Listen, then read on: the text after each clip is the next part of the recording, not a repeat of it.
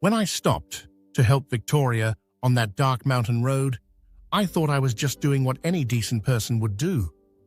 But what happened next would prove that sometimes one moment of compassion can unlock doors to a future beyond your wildest dreams, and that the universe has a way of rewarding those who help others without expecting anything in return. Hi everyone, welcome to Life's Changing Stories. Now let's dive into today's story.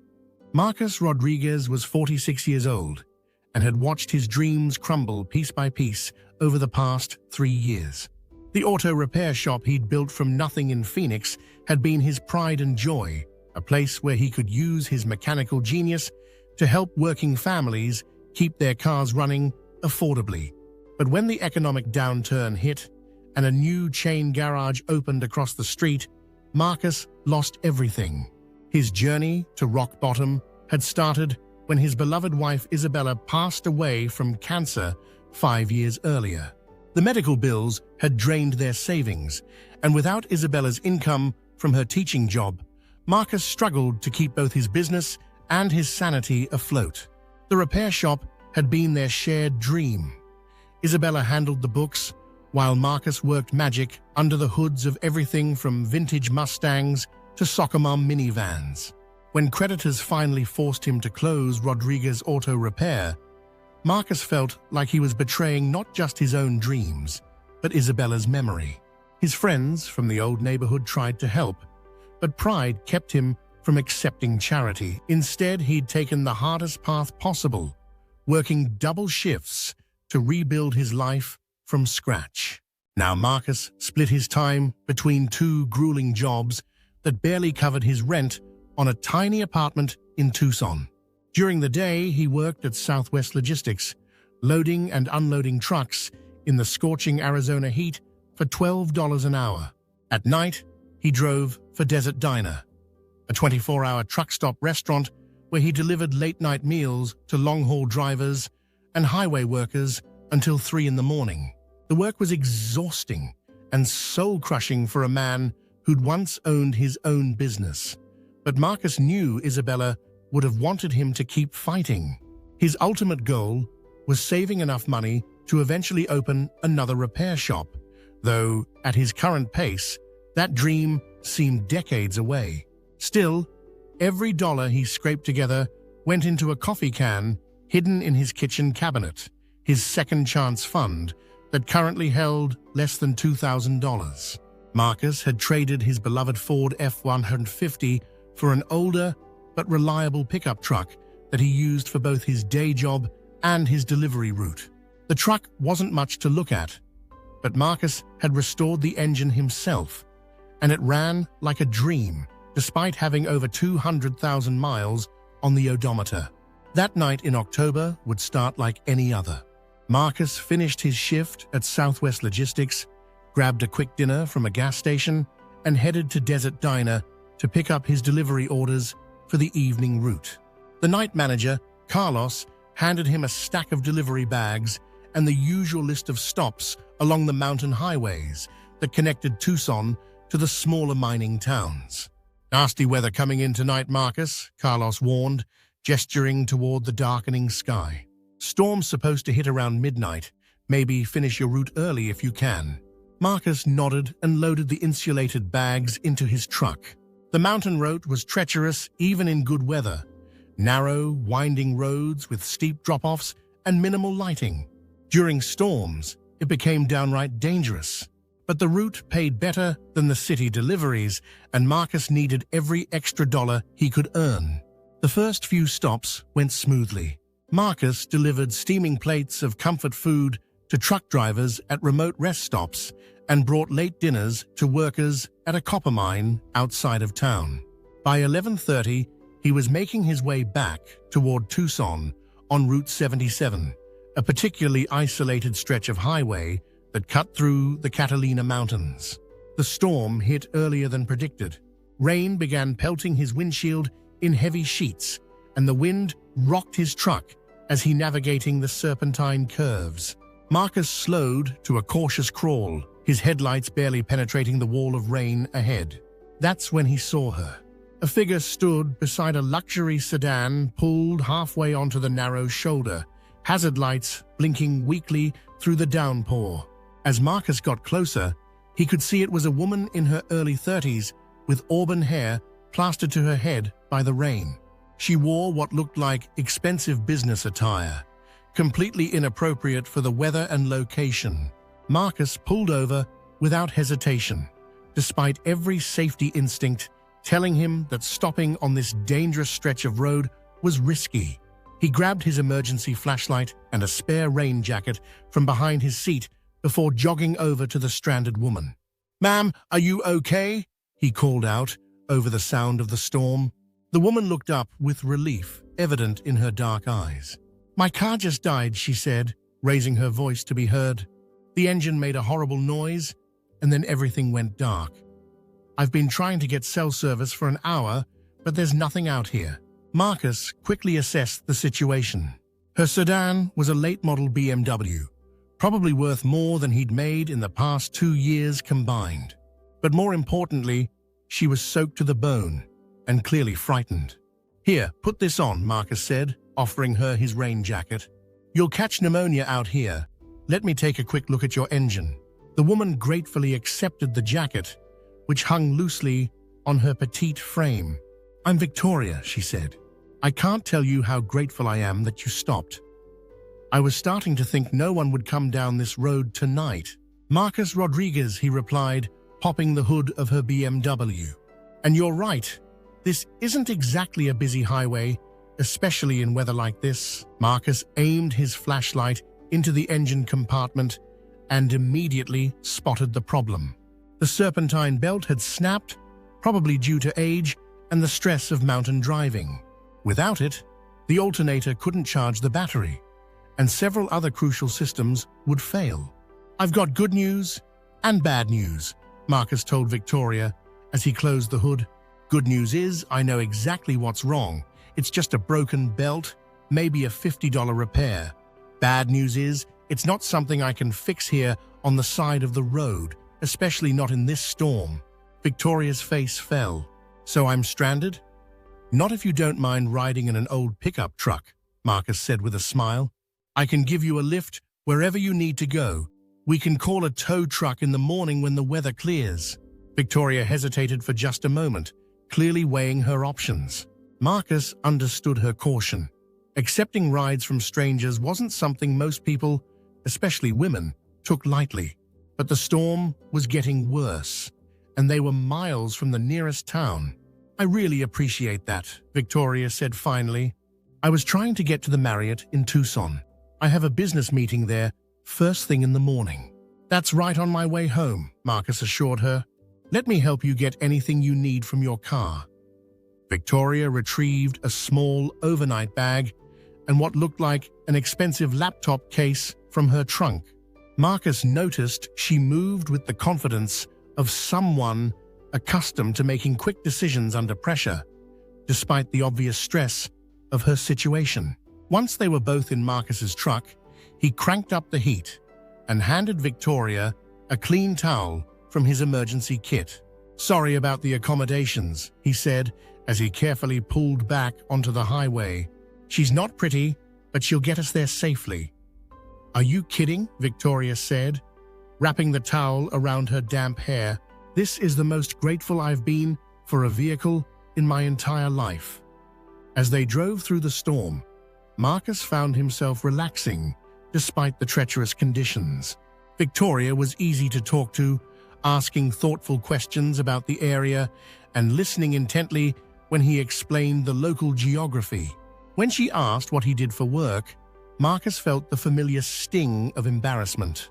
"I work warehouse and delivery," he said simply, not wanting to elaborate on how far he'd fallen from his dreams. But Victoria's follow-up questions were genuinely curious rather than judgmental. She wanted to know about the logistics industry, the challenges of mountain deliveries, and what it was like living in Arizona. Marcus found himself opening up more than he had with anyone in months. "What about you?" Marcus asked as they wound their way down toward the valley floor. "What kind of business brings you out to this part of Arizona?" Victoria was quiet for a moment, and Marcus sensed she was choosing her words carefully. "I'm in technology," she said finally. "My company is looking at some potential partnerships with mining operations in the area. It's preliminary research, nothing too exciting." Something in her tone suggested there was more to the story, but Marcus didn't push. Everyone had a right to privacy, especially when accepting help from a stranger.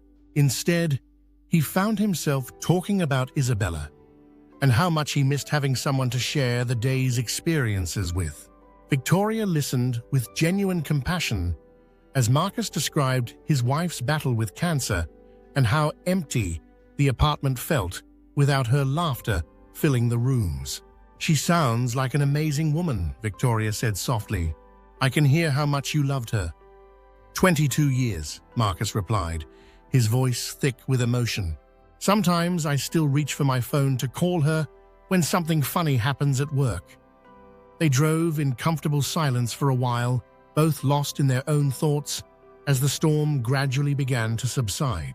By the time they reached the Tucson city limits, the rain had decreased to a steady drizzle, and Marcus could feel the tension leaving his shoulders.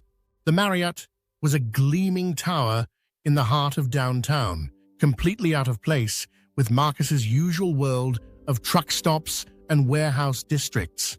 As he pulled up to the valet station, he felt acutely aware of how his battered pickup truck must look among the luxury cars lined up under the bright lights. "I can't thank you enough, Marcus," Victoria said as she gathered her belongings. "You literally saved my life tonight." "Just doing what anyone would do," Marcus replied, though he knew that wasn't entirely true. He'd passed plenty of stranded motorists over the years who'd been ignored by other drivers. Victoria paused with her hand on the door handle. "I don't suppose you have a business card? I'd love to send you something to show my appreciation." Marcus felt his cheeks flush with embarrassment. I'm just a delivery driver. No business cards or anything like that." "Well, give me your address then," Victoria insisted. "I always repay my debts." Marcus hesitated, but something in Victoria's earnest expression convinced him to write his address on a napkin from his glove compartment. Victoria tucked it carefully into her purse before stepping out into the drizzle. "Take care of yourself, Marcus Rodriguez," she said, with a smile that seemed to light up the dreary night. "Something tells me we'll see each other again." Marcus drove home to his small apartment feeling better than he had in months. Sometimes, he reflected, the simplest human connections could remind you that the world still held good people and unexpected moments of grace. He fell asleep that night, thinking about Isabella and how proud she would have been of him for stopping to help a stranger. The next morning, Marcus was jolted awake by a sound he'd never heard in his neighborhood, the rhythmic thump of helicopter rotors directly overhead. He stumbled to his window in his pajamas and couldn't believe what he saw in the small parking lot of his apartment complex. A sleek black helicopter was settling onto the asphalt, its rotors creating a whirlwind that sent debris flying in all directions. Marcus rubbed his eyes, certain he was still dreaming, but the aircraft remained stubbornly real. Before he could process what was happening, there was a firm knock at his front door. Marcus threw on a robe and opened it to find 3 people in expensive suits standing on his doorstep. The woman in front was unmistakably Victoria, though she looked completely different in a tailored business suit with her hair pulled back in a professional style. "Good morning, Marcus," Victoria said, with that same warm smile from the night before. "I told you we'd see each other again." "Victoria? What? How did you—" Marcus stammered, still trying to process the helicopter sitting in his parking lot. "I think we need to have a longer conversation," Victoria said, gently. "May we come in?" Marcus's apartment was a far cry from the luxury hotel where he'd dropped Victoria off 12 hours earlier.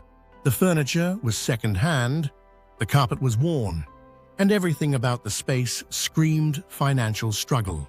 But Victoria and her companions entered without judgment, their attention focused entirely on Marcus.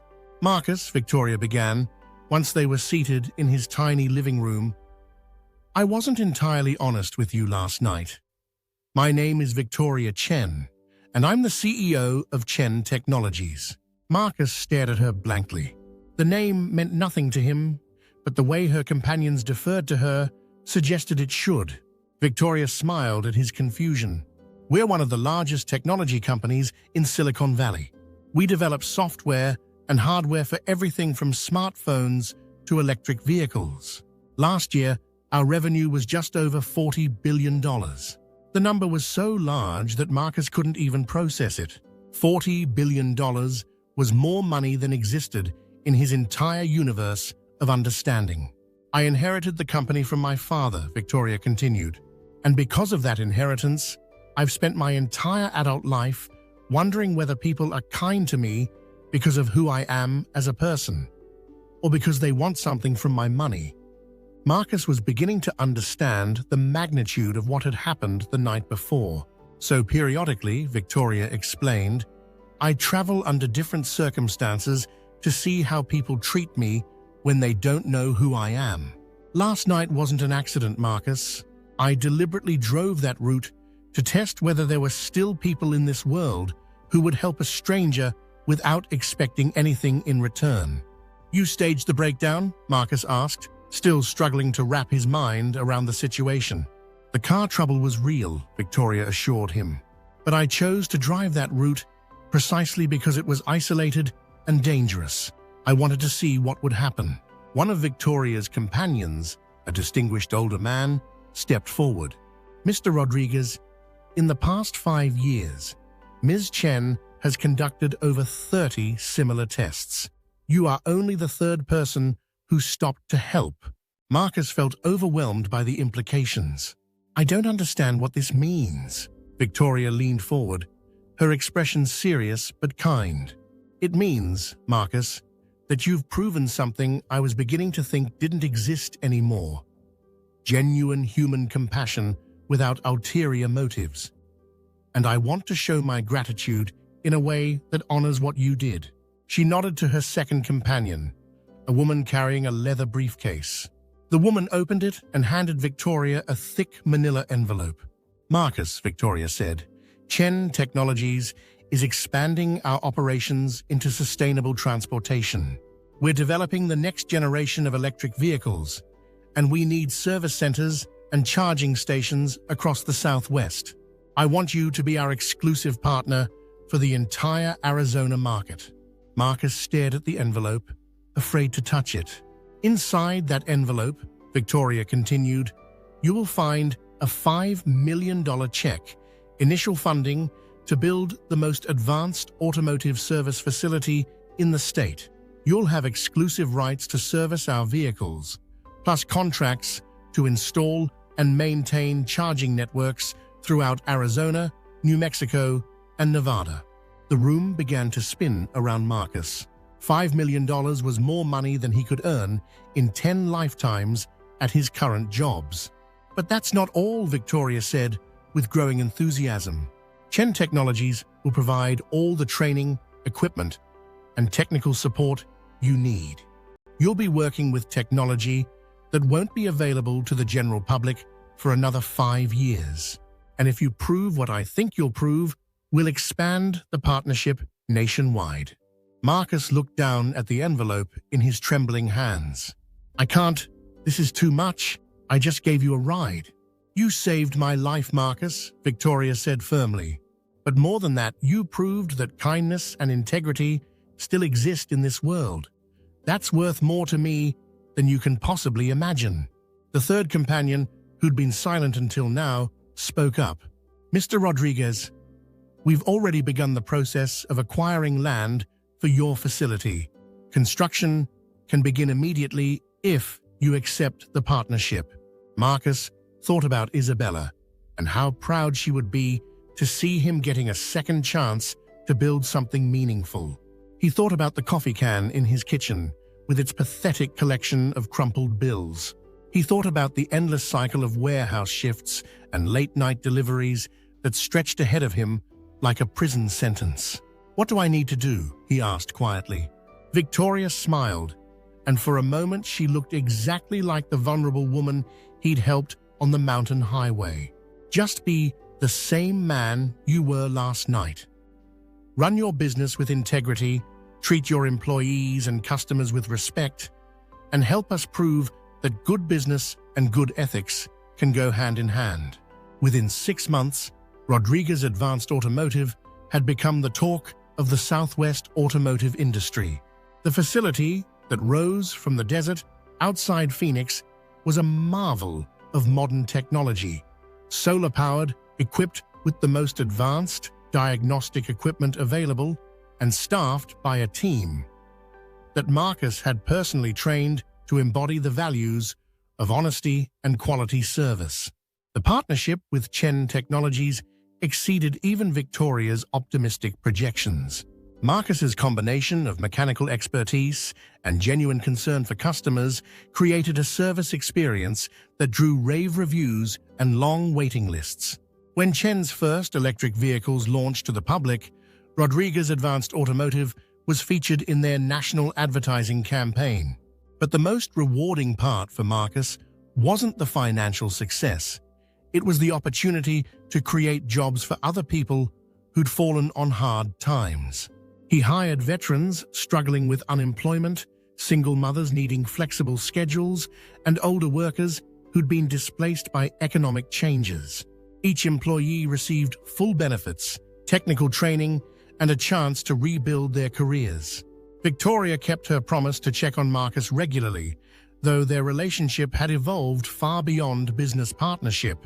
She became a trusted friend who understood the weight of second chances and the responsibility that came with unexpected opportunities.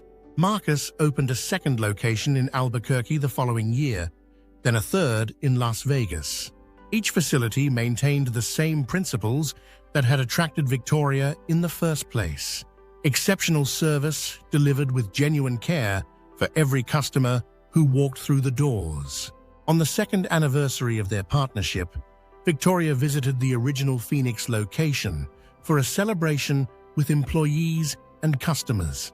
As she watched Marcus interact with a young mother whose car had broken down, explaining the repairs in simple terms and arranging a payment plan that fit her budget, Victoria felt the same warmth she'd experienced that rainy night on the mountain highway. "You know," she told Marcus later as they toured the expanded facility, "my father always said that character is revealed not by how people treat those who can help them, but by how they treat those who can't. You've proven that principle every single day." Marcus kept a photo of Isabella on his office desk, next to a framed copy of the first business license for Rodriguez Advanced Automotive. Below Isabella's smiling face, he'd placed a small plaque with a quote that had become his company's unofficial motto: "Success is not measured by what you achieve, but by what you overcome and who you help along the way." Today, Rodriguez Advanced Automotive operates in 12 states and employs over 400 people. Marcus has become a sought-after speaker at business conferences where he shares the story of how one act of kindness on a dangerous highway changed not just his life, but the lives of hundreds of families who found hope and opportunity in his expanding company. The coffee can that once held Marcus's meager savings now sits in the lobby of his corporate headquarters, filled with thank you notes from employees whose lives were transformed by the second chances he offers. A sign beside it reads, "Dreams deferred are not dreams denied." Marcus never forgot the lesson from that stormy night, that sometimes the universe tests our character in moments when we think no one is watching. And sometimes, when we pass that test, the rewards extend far beyond anything we could have imagined possible. Victoria still travels incognito occasionally, testing whether compassion and integrity exist in unexpected places. But she often tells people that Marcus Rodriguez restored her faith in human nature and proved that the best business partnerships are built on shared values rather than shared profits. The highway where they first met has been designated as part of Arizona's Safe Haven program, with emergency call boxes and charging stations for electric vehicles. A small plaque at the rest area nearby reads, "Kindness spoken here," a reminder that every stranger has a story worth honoring. We hope you enjoyed today's story of love, life, and betrayal. For more free stories and entertainment from our channel, please hit the like button and don't forget to subscribe with notifications.